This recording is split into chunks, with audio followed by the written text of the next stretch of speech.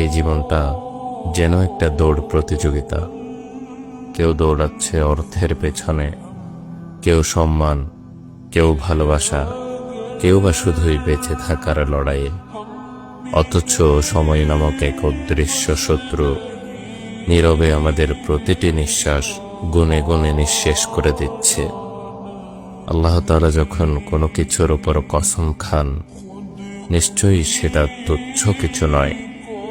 তিনি বলেছেন, সময়ের কসম, নিশ্চয় মানুষ ক্ষতির মধ্যে নিমজ্জিত।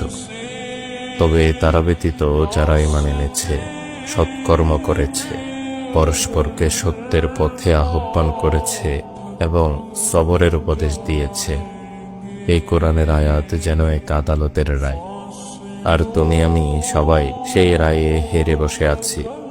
কিছু মানুষই শুধু বাঁচবে যারা বিশ্বাস করেছে, সত্যে দাঁড়িয়েছে, অন্যকে সত্য বলেছে, আর সবর করে গিয়েছে অন্ধকারের মাঝেও।